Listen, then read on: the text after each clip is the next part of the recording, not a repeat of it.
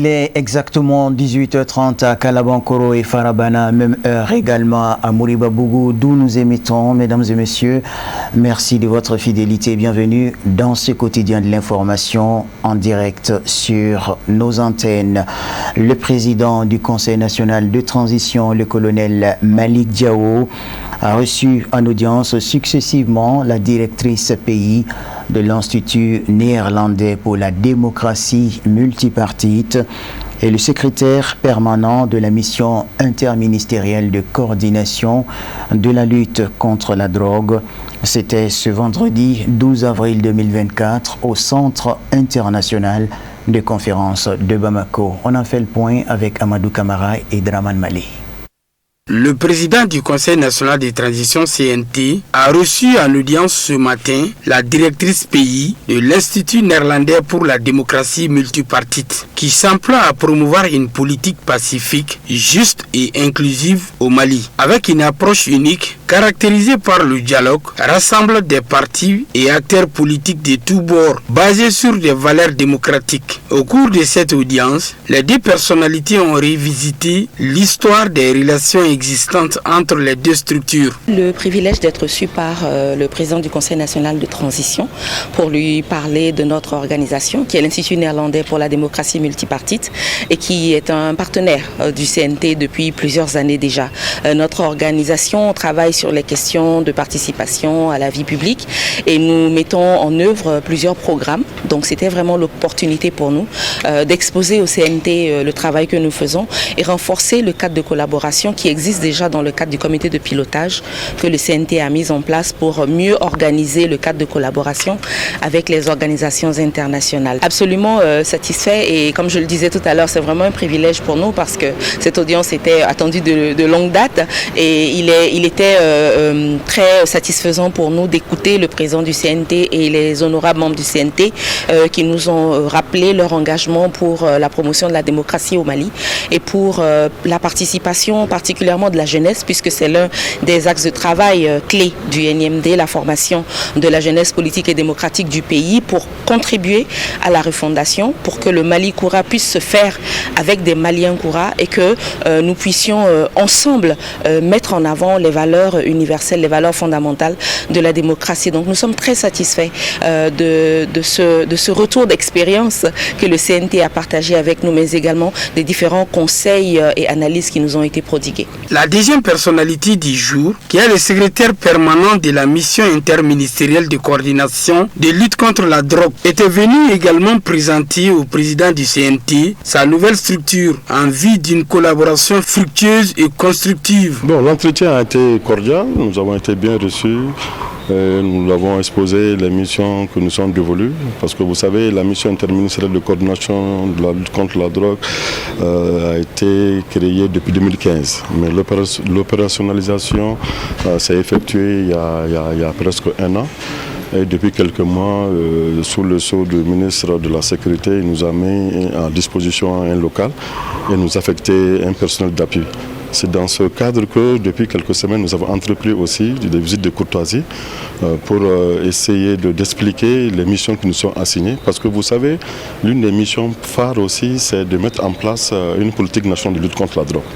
Qui sait que le CNT est aussi l'institution, c'est-à-dire régalienne dans ce sens. Pour cela, nous avons tenu aussi à rencontrer le président et son staff ce matin. On peut retenir qu'au cours de cette audience, les discussions entre le président du CNT et ses hôtes du jour ont essentiellement porté sur la question du renforcement de la coopération, du développement entre ces structures et le CNT. Le président a réaffirmé, au nom du Parlement qu'il dirige, la volonté de coopérer avec les différentes structures pour l'atteinte des objectifs et des missions assignées.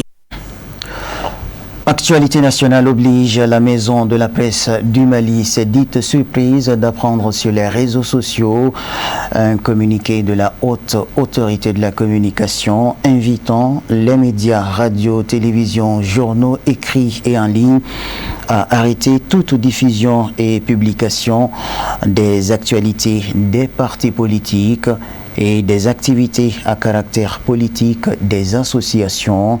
C'est ce qu'a fait savoir le président Bandjougou Dante après concertation des fêtières réunis ce 11 avril 2024 à la Maison de la Presse du Mali. La déclaration.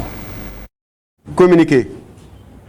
La Maison de la Presse a été surprise d'apprendre sur les réseaux sociaux un communiqué de la haute autorité de la communication invitant les médias, radios, télévisions, journaux écrits et en ligne, je cite, à arrêter toute diffusion et publication des actualités des partis politiques et des activités à caractère politique des associations. Fin de citation. Après concertation des organisations fêtières, réunies ce jour, jeudi 11 avril 2024 à son siège, la Maison de la Presse rejette purement et simplement ce communiqué sans fondement juridique de la haute autorité de la communication. La Maison de la Presse appelle l'ensemble de la presse malienne à ne pas se soumettre aux injonctions de la HAC et invite les médias à rester debout, unis et mobilisés pour la défense du droit des citoyens à l'information. La Maison de la Presse réserve le droit de mener toute action pour le respect de la liberté de la presse au Mali. Fait à Bamako le 11 avril 2024. L'actualité par-delà nos frontières. Ce mercredi 10 avril 2024, les musulmans du Sénégal, à l'instar de ceux d'autres régions du monde, ont célébré l'Aïd el-Fitr qui marque la fin du mois béni de Ramadan. C'est l'occasion choisie par Karim Wade pour s'adresser à ses compatriotes et exprimer ses attentes vis-à-vis des nouvelles autorités. Le commentaire est signé Kafouné Batili. Karim Wade s'est adressé ce mercredi, jour de la célébration de la Korité, à ses compatriotes. Dans un message posté sur compte X, ex-Twitter, le fils de M. Abdoulaye Wade est revenu sur la dernière élection présidentielle qui a consacré la victoire à Bassirou Diomaye Faye. Pour Karim Wade, il n'y a pas de doute que la dernière présidentielle a été transparente et démocratique. En témoignent ses propos. La réussite de la récente élection présidentielle a été le fruit des prières et de l'engagement de chacun d'entre vous. Grâce à votre participation active, nous avons réussi à organiser un scrutin transparent qui a permis l'élection démocratique du président de la République, Bassirou Diomaye Faye. Des remerciements sont allés aux militants du PDS et ses alliés qui, selon Karim Wade, ont suivi les consignes de vote, favorisant un éclatant succès dès les premiers tours de Bassirou Diomaye Faye. Passé les remerciements et euphorie, Karim Wade exprime ses attentes, les grands chantiers qui attendent le nouveau pouvoir. Et sur ce point, il porte sans doute la voix des milliers de Sénégalais. Le premier grand défi aux yeux de Karim Wade reste la lutte contre la corruption. J'attends des nouvelles autorités qu'elles accordent une attention particulière à la lutte contre ce fléau pour garantir un avenir meilleur à notre pays, soutient Karim Wade. L'éthique et l'exemplarité doivent être les valeurs cardinales qui fondent toutes les actions des nouveaux dirigeants. En politique, l'éthique est revêtue d'une importance capitale.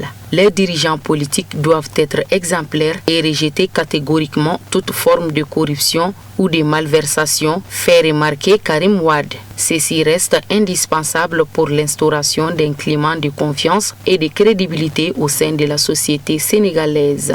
Mais cette exigence morale ne doit pas être circonscrite aux seuls dirigeants. Bien au contraire, tous les citoyens, quels qu'ils soient, doivent s'imposer en politique ces valeurs morales et le respect des principes démocratiques à faire valoir sur les intérêts personnels ou partisans. Au plan strictement politique, Karim Wade invite les nouveaux dirigeants à œuvrer pour mettre un terme aux discours haineux et aux attaques personnelles. En lieu et place de ces fléaux, il défend la promotion de la sérénité et de la courtoisie qui, pour lui, constituent des valeurs essentielles pour favoriser un dialogue constructif et respectueux. Ce ne sera que de la sorte que chaque Sénégalais pourrait participer pleinement à l'animation de la vie politique nationale. Nous restons toujours dans la sous-région ouest africaine. Plusieurs partis de l'opposition togolaise ont appelé jeudi la population à participer massivement aux manifestations prévues vendredi et samedi à Lomé pour protester contre la nouvelle constitution malgré l'interdiction des autorités. Moussa Fomba pour le commentaire. Des poids lourds de l'opposition et un groupe de la société civile ont appelé les Togolais lors d'une conférence de presse à assister massivement aux manifestations des 12 et 13 avril pour dire non à la constitution frilatée que le régime et ses acolytes cherchent à leur imposer. Le ministre de l'administration territoriale, Odabalo Awate, a interdit ces manifestations pour non-respect du délai de déclaration et du choix d'un itinéraire qui viole clairement les textes. De son côté, le gouvernement a affirmé dans un communiqué publié mardi soir que les organisateurs projettent à d'étendre les manifestations dans toutes les villes en délogeant les élèves et de s'attaquer systématiquement au domicile de députés préalablement ciblés. Faux et ubiesque, a rétorqué Paul Dodji Apevon, président des Forces démocratiques pour la République FDR. Ce sont des manœuvres pour nous intimider et étouffer la marche. Nous avons informé les populations légalement. Il n'y a plus de raison qu'on nous dise qu'on ne peut pas manifester demain et vendredi, a-t-il dit. Nous devons nous battre parce que nous sommes en face d'un coup de force perpétré par quelqu'un dont le seul but est de demeurer éternellement au pouvoir, a soutenu Jean-Pierre Fabre, président de l'Alliance nationale pour le changement ANC. Au Togo, les manifestations de rue sont interdites depuis 2022, après une attaque au grand marché de Lomé au cours de laquelle un gendarme a été tué. Le Togo a reprogrammé la tenue des élections législatives au 29 avril, après leur report dans le contexte de l'adoption d'une nouvelle constitution fin mars. Le scrutin devait avoir lieu le 20 avril, mais le gouvernement togolais les avait reportés pour mener des consultations sur la nouvelle constitution, considérée par plusieurs partis d'opposition comme une manœuvre pour maintenir le président Faure Gnassingbé au pouvoir plus longtemps. Les leaders de l'opposition n'entendent pas boycotter ces élections comme ils l'ont fait en 2018 pour dénoncer des irrégularités dans le recensement électoral. Le président Faure Gnassingbé est au pouvoir depuis 2005. Il a succédé à son père qui avait passé près de 38 ans à la tête du Togo après un coup d'État. Le ministre français de l'Europe et des Affaires étrangères, Stéphane Séjourné, a réaffirmé la position de la France sur le Sahara, soulignant la reconnaissance du développement économique de la région par le Maroc. Paris continue de fâcher Alger. Samaïra Sanogo pour en savoir plus.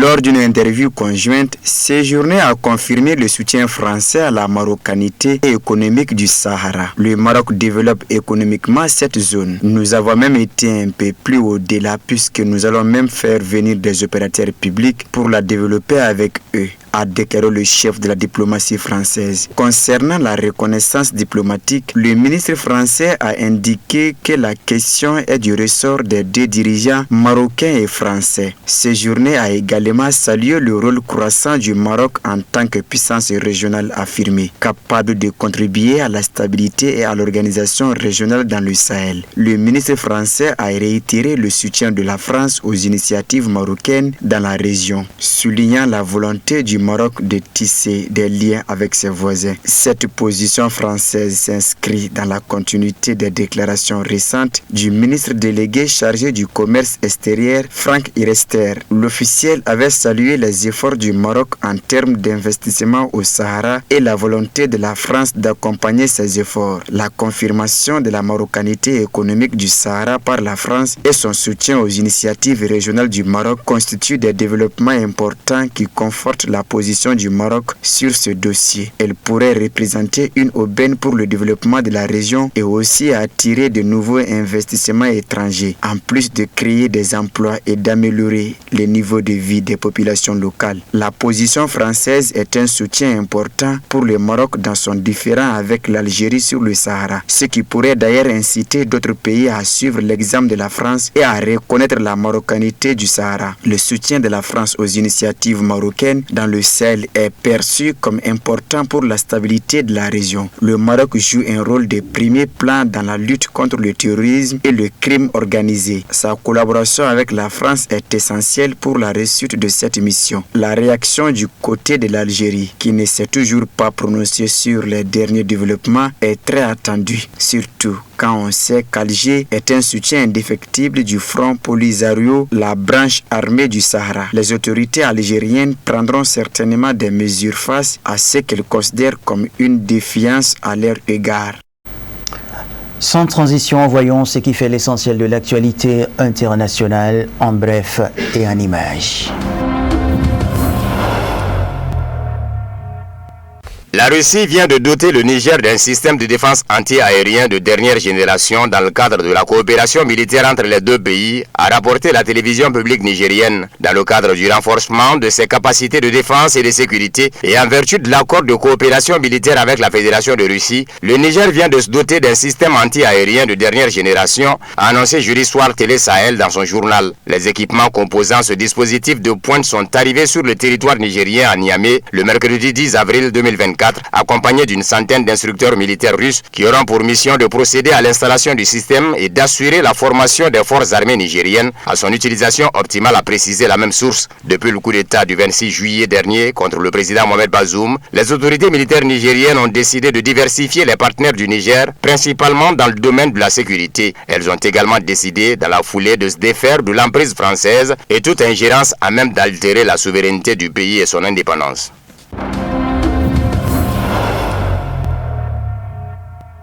Le président de transition du Gabon, le général Brice Clotaire Oligui Nguema, en visite de 72 heures en Côte d'Ivoire, a sollicité jeudi à Abidjan l'appui du président Alassane Ouattara afin de plaider en faveur de la levée des sanctions de l'Union africaine qui pèsent sur le Gabon. Je sollicite l'appui de mon aîné afin de plaider en faveur de la levée des sanctions de l'Union africaine, a déclaré le président du Gabon lors d'un point de presse. Brice Clotaire Oligui Nguema a en outre plaidé pour le renforcement d'une coopération sud-sud qui passe par l'ouverture du marché gabonais aux entreprises ivoiriennes, dont l'expertise dans divers domaines est avérée. Le président Alassane Ouattara a réitéré ses félicitations pour la convocation du dialogue national inclusif au Gabon, auquel il a souhaité un plein succès dans l'intérêt du peuple frère gabonais. La Côte d'Ivoire sera bien évidemment à vos côtés pour vous offrir nos conseils et partager avec vous notre expérience et la valeur de paix, de concorde et de cohésion qui nous anime tous les deux, a souligné le président Alassane Ouattara, s'engageant à intensifier davantage les échanges économiques commerciaux, notamment dans les secteurs agricoles, miniers et énergétiques.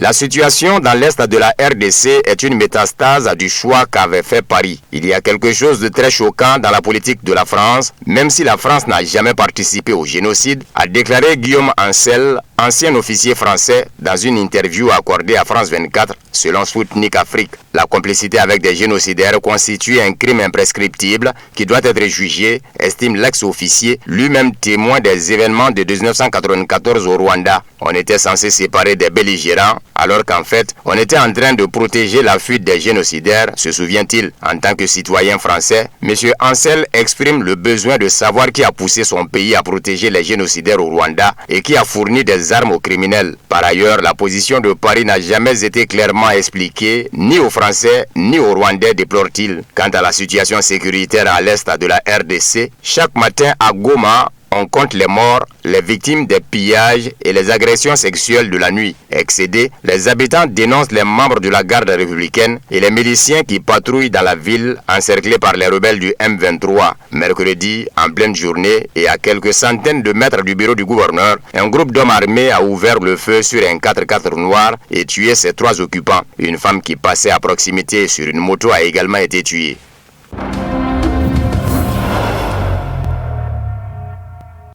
Il y a 80 ans, l'armée soviétique libérait Odessa de l'occupation nazie. L'armée soviétique a complètement libéré la ville d'Odessa en 1944, marquant un chapitre important dans l'écrasement des forces nazies au cours de la Seconde Guerre mondiale. L'Allemagne nazie cherchait à contrôler Odessa, une plaque tournante du transport vital depuis le tout début de la guerre, la considérant comme une zone d'infrastructure critique. Après la fin du siège de la ville ayant duré 907 jours, les troupes soviétiques ont commencé à préparer une offensive globale. Elles ont lancé l'opération Odessa le 26 mars 1944, au cours de laquelle les armées du 3e front ukrainien ont libéré la ville. Avec l'aide de partisans et de combattants clandestins, les troupes soviétiques ont réussi à repousser l'ennemi hors d'Odessa, ouvrant la voie à la libération des autres villes dans toutes les terres occupées par les nazis, non seulement en Union soviétique, mais aussi en Europe.